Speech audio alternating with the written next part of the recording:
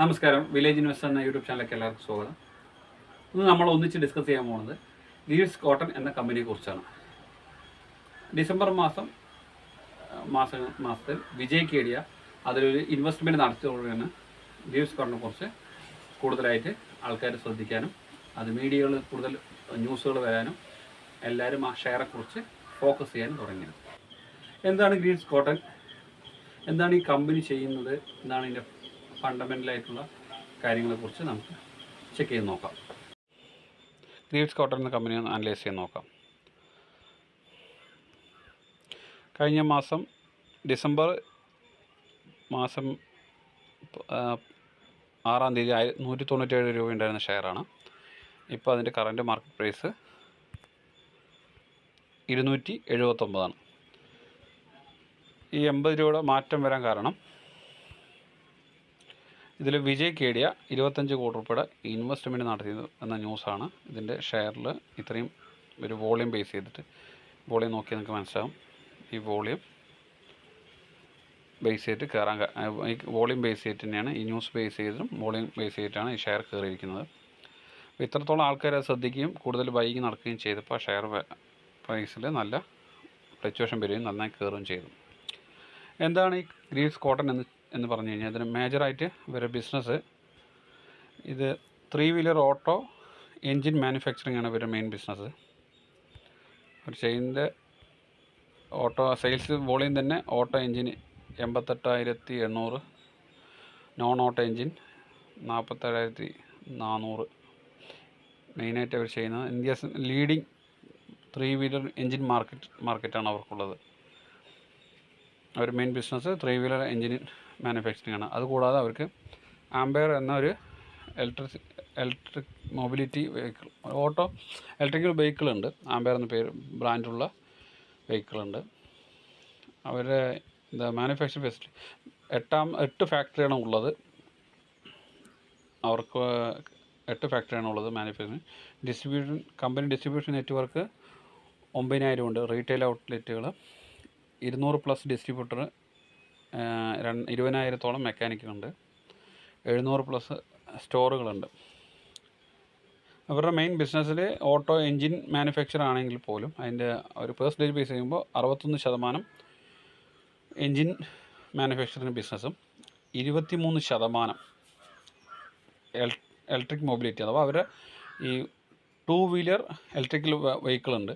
അതുകൂടാതെ അവർ 3-വീലർ vehicle launch ചെയ്യാൻ പോകുന്നതാണ്. ഓട്ടോ ഇലക്ട്രിക് വണ്ടി അവർ ലോഞ്ച് ചെയ്യാൻ പോകുന്നതാണ്. അവർ അതർ സ്പെയർ പാർട്സ് ബിസിനസ്സും ഉണ്ട്. അത് 7%. കേബിൾ ആൻഡ് കൺട്രോൾ ലെവൽ 9% അവരുടെ പെർസെൻറ്റേജാണ് അവർക്ക് അതിൽ സെയിൽസിൽ വരുന്നത്. എന്തുകൊണ്ടെന്ന് കഴിഞ്ഞാൽ ലീവ്സ് കോട്ടൺ കയറാൻ കാരണം അവരുടെ മെയിനായിട്ടുള്ള ഈ ബിസിനസ് 2 കാറ്റഗറിയാണ് അവർ ഫോക്കസ് ചെയ്യണം. ഒന്ന് വന്നിട്ട് എൻജിനും, മറ്റൊന്ന് ഇലക്ട്രിക് മൊബിലിറ്റിയാണ്.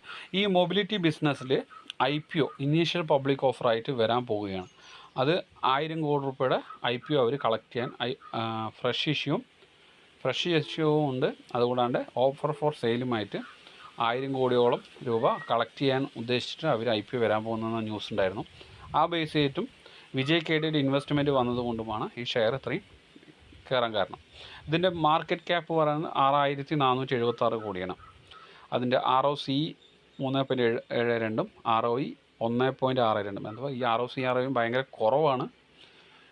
ഇൻഡസ്ട്രി P 29.6 പക്ഷേ ഇത് സ്റ്റോക്ക് P ഇല്ല. എന്തുകൊണ്ട് വെച്ച് കഴിഞ്ഞാൽ ഈ കമ്പനി നിലവിൽ ലോസ് മേക്കിംഗ് കമ്പനി ആയതുകൊണ്ട് സ്റ്റോക്ക് P കാണിക്കാത്തത്. കറൻറ്റ് മാർക്കറ്റ് പ്രൈസ് 279, അതിൻ്റെ ബുക്ക് വാല്യൂ 58.4. പ്രൊമോട്ടർ ഹോൾഡിംഗ് വരുന്നത് 55.9%. ഇതിൽ സെയിൽസ് ഗ്രോത്ത് 5 വർഷമായിട്ട് 5.49 ആണ് അതിൻ്റെ സെയിൽസ് ഗ്രോത്ത് CAGR ഉള്ളത്.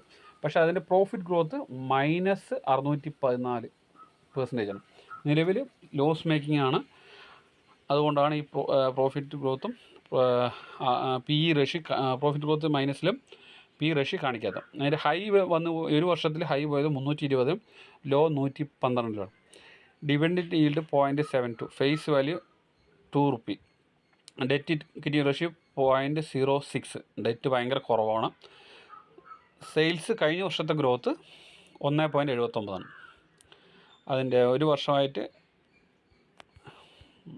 അത് കമ്പനി ഡെറ്റ് ഫ്രീ കമ്പനിയാണ്.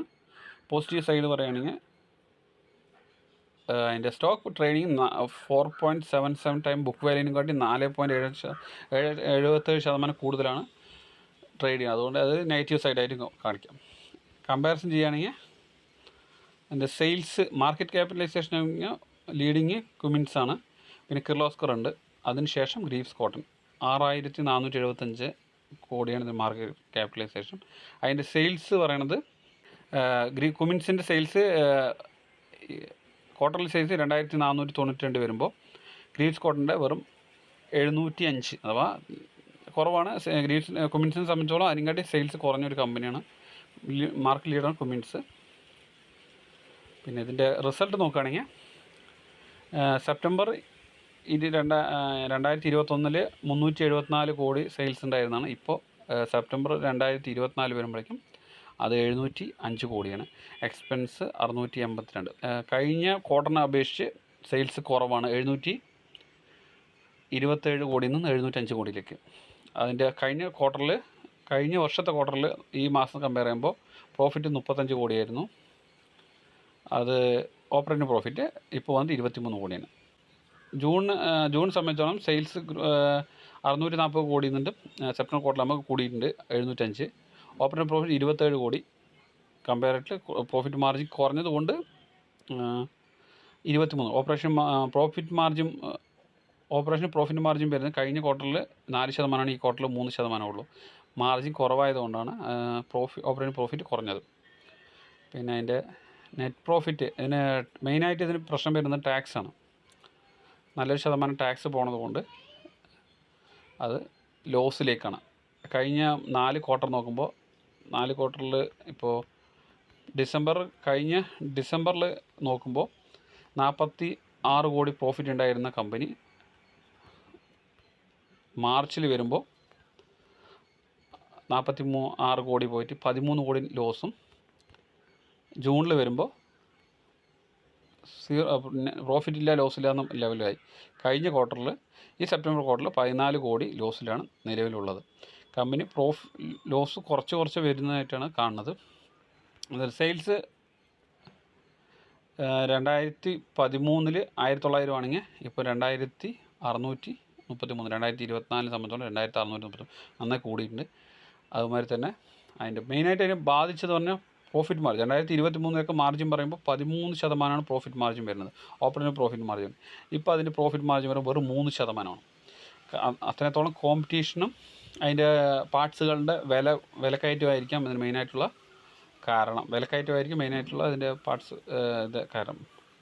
അതുകൂടാണ്ട് അതർ ഇൻകമത്തിൽ കഴിഞ്ഞ ക്വാർട്ടറിൽ ലോസ് വന്നിട്ടുണ്ട്, -27 കോടി കഴിഞ്ഞ വർഷം. ആ പ്രോഫിറ്റ് അതുകൊണ്ട് തന്നെയാണ് നല്ല ലോസ് കാണിക്കുന്നത്. കഴിഞ്ഞ വർഷം നെറ്റ് പ്രോഫിറ്റ് -367 കോടി ലോസ് കാണിക്കാനുണ്ട്. ഇതിൻ്റെ 10 വർഷത്തെ കോമ്പൗണ്ട് സെയിൽസ് ഗ്രോത്ത് പറയുകയാണെങ്കിൽ 3 വർഷത്തിൽ 25% സെയിൽസ് ഗ്രോത്ത് ഉണ്ട്, 10 വർഷത്തിൽ 4%, current sales growth 2%. Profit growth ആകുമ്പോൾ 3 വർഷം നോക്കുമ്പോൾ -11. കഴിഞ്ഞ ഈ അതർ ഇൻകത്തിൽ വന്ന ലോസാണ് -614 കോടി. ഷെയറിൻ്റെ CAGR പറയുമ്പോൾ ഒരു വർഷത്തിൽ 78% അപ്രീസിയേഷൻ വന്നിട്ടുണ്ട്, 10 കൊല്ലമായിട്ട് 6% കോമ്പൗണ്ടായിട്ട് പ്രോഫിറ്റ് ഗ്രോത്ത് വന്നിട്ടുണ്ട്. Return on equity last 2%. ഇതിൻ്റെ മെയിനായിട്ട് പറയുന്നത് റിസർവ് 1312 കോടി റിസർവ് നിലവിൽ കമ്പനിക്കുണ്ട്. അത് കമ്പനി നല്ല സൈനാണ് കാണിക്കുന്നത്. ഇപ്പോൾ ഷെയർ ഹോൾഡിംഗ് പാറ്റേൺ നോക്കുകയാണെങ്കിൽ ഡിസംബർ 2021 55.62, ഇപ്പോഴും 55.88. അത് അതിലേക്കാട്ട് കൂടുതലാണ്. ആ ലെവലിൽ മെയിൻറ്റെയിൻ ചെയ്യുന്നുണ്ട്. മെയിനായിട്ട് ഫോറിൻ ഫണ്ട് FIs സെല്ലിങ് വന്നതിൽ അതിൽ ഷെയറിൽ കറക്ഷൻ വരാനും, ഇപ്പോൾ അവർ 3% സ്റ്റേക്ക് ഉള്ളതിന് ഇപ്പോൾ 1% സ്റ്റേക്കേ ഉള്ളൂ. ഡൊമസ്റ്റിക് ഇൻസ്റ്റിറ്റ്യൂഷൻ ഇൻവെസ്റ്റർ DIയിലും 9.52% സ്റ്റേക്കുള്ള അവിടെ നിന്ന് സെല്ല് ചെയ്തിട്ട് 3.81% സെയിൽ കുറഞ്ഞു. അവരെല്ലാം സെല്ല് ചെയ്ത് പുറത്തുപോയി. പക്ഷേ ഈ കമ്പനിയെ സംബന്ധിച്ചോളം പ്രോഫിറ്റ് നിലവിൽ ലോസ് കുറഞ്ഞ് വരുന്ന കമ്പനിയാണ്. പ്രോഫിറ്റിലേക്ക് വരും. ഇപ്പോൾ നിലവിൽ ലോസ് ആണെങ്കിലും പ്രോഫിറ്റേക്ക് വരാൻ കൂടുതൽ ചാൻസാണ്. വിജയ് കേഡിയ പോലുള്ള ഇൻവെസ്റ്റേഴ്സിൽ ഇതിനെ അട്രാക്റ്റ് ചെയ്യാൻ കാരണം തന്നെ ഇതിൻ്റെ ഫ്യൂച്ചർ ഇവർ മൊബിലിറ്റി ബിസിനസ്സിലേക്ക് ഫോക്കസ് ചെയ്യും. 2 വീലറും 3 വീലറും ഓട്ടോയിലും ഇലക്ട്രിക്കൽ വെഹിക്കിളുകൾ കൂടുതൽ വരും എന്ന ബേസും ഇതിൻ്റെ സെപ്പറേറ്റ് ആയിട്ട് IPO ഈ മൊബിലിറ്റി ബിസിനസ്സിൽ IPO വരുമെന്ന പ്രതീക്ഷയും കൊണ്ടാണ് ഈ ഷെയർ അത്രയും കയറിപ്പോയിരിക്കുന്നത്. ഇത് ഒരു റെക്കമെൻഡേഷൻ അല്ല, നിങ്ങൾ കണ്ട് മനസ്സിലാക്കുക. നിങ്ങൾ ഇൻവെസ്റ്റ് ചെയ്യാൻ താല്പര്യമുണ്ടെങ്കിൽ സെബി രജിസ്റ്റർ ചെയ്ത അഡ്വൈസറെ കൊണ്ട് അഡ്വൈസ് കേട്ടിട്ട് ബൈ ചെയ്യുക, അല്ലെങ്കിൽ സ്വന്തം റിസ്കിൽ ഇൻവെസ്റ്റ് ചെയ്യുക. ഈ ചാനൽ ആദ്യമായി കാണുന്നെങ്കിൽ സബ്സ്ക്രൈബ് ചെയ്യാനും ബെല്ലൈക്കൺ എനേബിൾ ആക്കാനും, ഈ വീഡിയോ ഇഷ്ടപ്പെട്ട ലൈക്ക് അടിക്കാനും കമൻറ്റ് ചെയ്യാനും നിങ്ങളുടെ ഫ്രണ്ട്സിനും ഫാമിലിക്ക് ഷെയർ ചെയ്യാനും മറക്കരുത്. അവസാനമായി താങ്ക് യു ഫോർ വാച്ചിങ്.